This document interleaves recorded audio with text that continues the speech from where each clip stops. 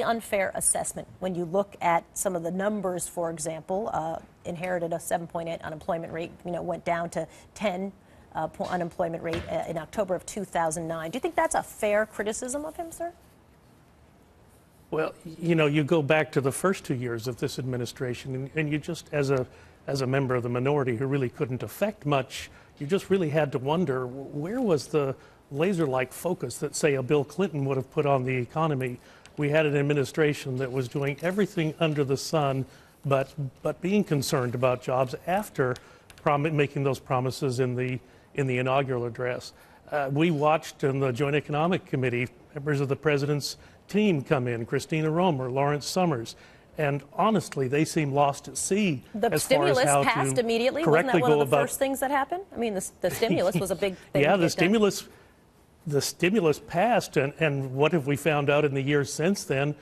Some of these projects like Solyndra, where dollars were literally flowing out the door to people that had no business receiving the money, and then obviously when the company couldn't make it, the administration subordinated taxpayer loans to venture capitalists, which was in direct violation of the law. And I think there are firefighters and teachers and police officers whose jobs were kept, would not have had jobs, whose jobs were kept because of the stimulus. Yeah, so I mean, I think we could do an entire 2-hour debate on the stimulus. We certainly don't have time for that this morning. But you had things like cash for clunkers and putting caulk in people's windows that honestly had nothing to do with rebuilding the economy, and these things almost seem to be payoffs to people that had supported the president during his 2008 campaign. There were much better ways to go about doing this. Mr. Oberstar, the chairman of the Transportation Committee, begged for more funding to go into infrastructure, and he got about a 7% of that $1 trillion stimulus bill. It actually, if you're going to borrow money like that, do it for capital improvements, not for operational expenses. But if they hadn't, so let's do the reverse of that. If the stimulus hadn't been passed, then what would have happened to the economy? I mean, didn't that, to a large degree, help the economy? You're not going to argue, certainly, that it didn't. I don't think that it did. And you look at some of the projects that were started during that time, and they really did not seem to be designed to improve the economy.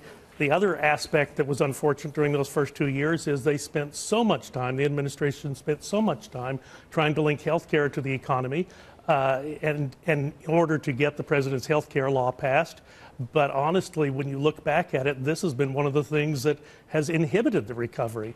It's been a wet blanket on job creation, and honestly is still a problem today, 2.5 years later, billions of dollars spent on implementation. So let me ask you a question. I'm sorry, forgive me. I just want to understand what you're saying. The stimulus has been a wet blanket on job creation. You think the stimulus has slowed? The Affordable Care Act was a wet blanket on job creation, and it was a parallel track with the stimulus, the cap and trade bill, and the financial reg bill. All of those things were pushed by the president in the first 1.5 years of his administration.